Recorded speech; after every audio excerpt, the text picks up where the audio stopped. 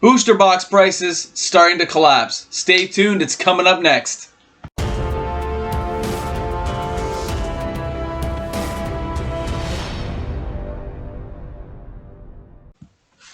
Hey guys, welcome back. MTG Moxman here. Hope you guys are having a great holiday time. This is what, December 20-something on a pre-recorded video that I had set up to come out and get you guys today.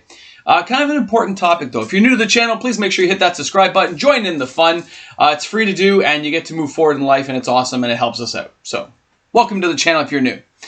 So, what I've noticed is a decline in booster box prices. Not actually from our retailers, but from on a secondary market sales point of view. I've been noticing it for the last 30 to 60 days. It's a very slight decline. Now, your local retailer is selling it at a certain markup price. Here in Canada, boxes range from 139 to 144 right now, which is very high for most of us to afford. For a basic draft booster box is what we're talking about here. Collector boxes are anywhere from, I mean, they've been as low as $199 for a Theros one when they were on sale, but they're back up to $250 at this point. All the way for the original one from Throne of Eldraine being what, $400. So it's been a little bit of a tipsy-turvy there, but that's from your retailer, not the secondary market, which is people buying it and reselling it, or stores that are strictly online, or somebody who's picked up a skid somehow and selling it. I have noticed a dramatic decline in how prices are being done. So if you're looking around for a deal, this is the time to buy. These box prices are crashing because of what Wizards is effectively doing inside the market, which is creating a two-tier system. They have the collector boxes for the richer player, which there's nothing wrong with, but it's happening, and they're making it. So the richer players are buying these cards. They sell off what they don't want, it hits the secondary market. That's us as players who might say, hey, I need that particular card. The draft boxes, though, have not had anything awesome to chase.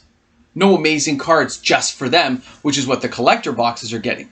So with a basic draft box, what they call it now, not having anything amazing to draw you in, and I myself have opened some boxes and just been hammered in the last 12 months, it makes you realize that people aren't buying it as much.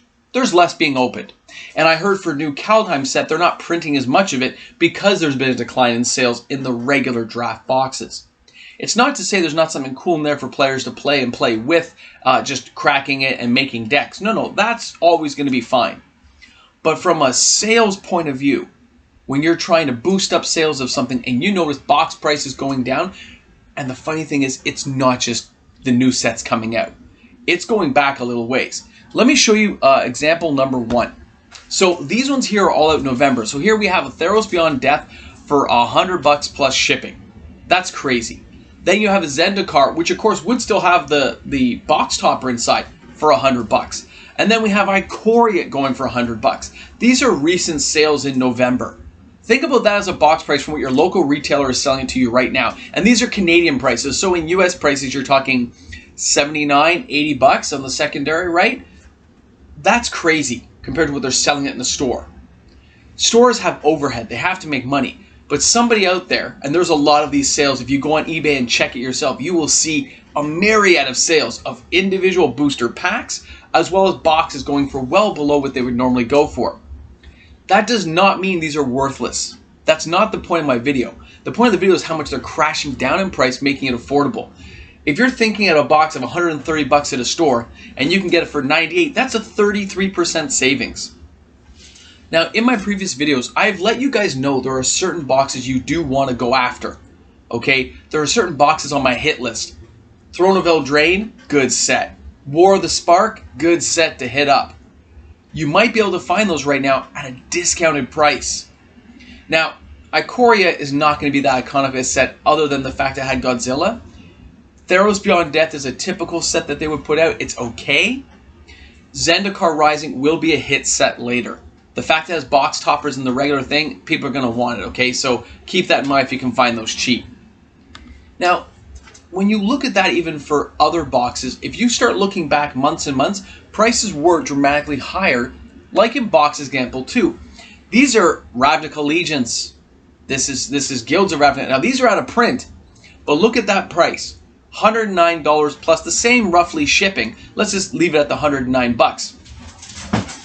This set doesn't have box toppers, it has Shocklands. But it is an older box.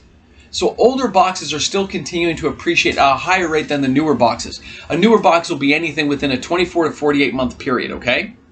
And when you're looking at booster box prices in the distance, it takes a long time for them to go up before you can sell to actually make profit if you're buying on the secondary market. These here are showing that slow uptick, even though there's not a lot in there that people are going to want. It is the sealed product that looks good on like a back shelf area, right? Now, down at the bottom, you're going to see the Zendikar Rising. These are in December at $109 for a set booster box. That's nuts. That's a good deal. Okay, I wasn't very fond of the set boosters themselves. The old cards I think were kind of cheesy that they put in there. But I do like the fact that they tried something new. So again, you're going to see that go up later in price. Now, the fact these prices are going down leaves an average person kind of going, well, should I be buying and holding? If you can buy and hold and keep it for a very long period of time, I am not a professional investor. I just do what I do and have fun with it. So understand that.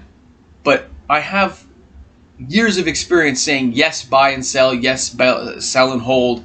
And I'm telling you, if you can find it for a good price and you're not the person who's going to go out and crack it open, hold on to these things if you can find them at a discounted price.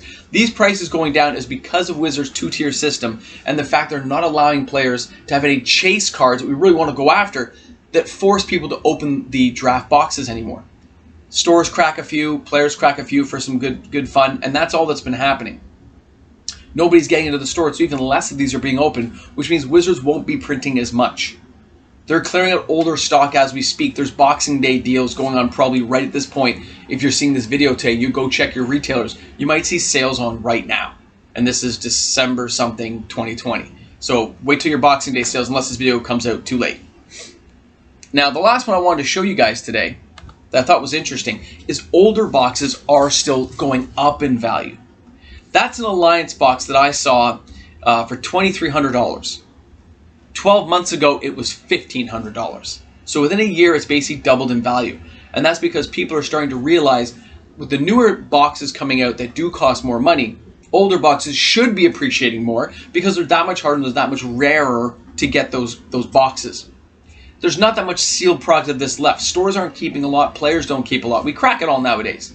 You've seen all these online YouTube channels that crack these boxes left, right, and center. I do it myself on the channel when new stuff comes out.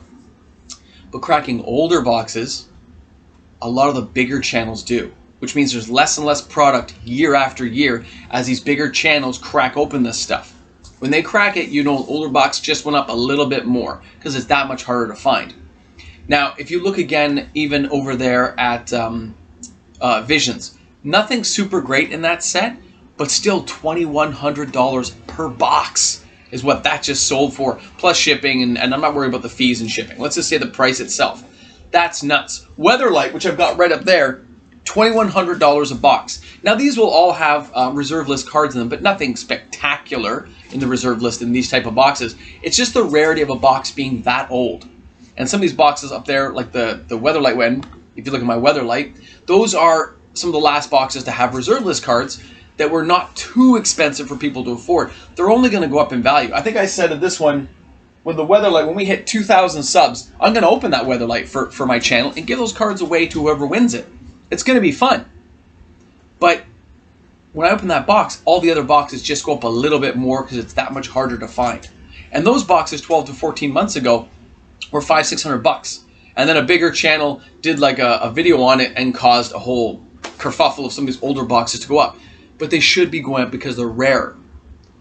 They weren't printed as much as we see nowadays. So that's kind of crazy to think about when you see it in terms of what you're seeing on the market right now. Newer boxes have dropped a little bit in price because of what Wizards is doing with collector boxes and some of these specialty products. So this crash we're seeing in these prices probably won't last forever, but it's probably going to go for another 12 months until Wizards figures out, because they're on the back end now trying to figure out for future sets what they're going to do to raise up booster box sales for draft. Right? They don't want it to collapse. They need that lower tier for newer players to get into, for the average player to play. Richer players who've been around for a while or go together and pool together to buy a bigger box of the collector stuff is how they're aiming it. And of course, when Modern Horizons 2 comes out, expect it to be a heavier price. You're looking at probably $300 and something a box Okay, that's just how they're going to do it to draw players in to get their earnings up. So anyway, thank you so much for tuning in today. This is MTG Moxman. Hope you enjoyed the video. Hope you learned something today. Leave comments below if you have any questions. Happy to help out. Thanks for tuning in. Have a great one, guys. I'm clicking the button. I'm clicking. Hey guys, MTG Moxman here. Big shout out to all my patrons. Thank you so much, guys, for allowing me to be able to do this. You guys are amazing. Thanks a lot for tuning in. This is MTG Moxman. You can find me on Patreon at MTG Moxman. Have a great one, guys.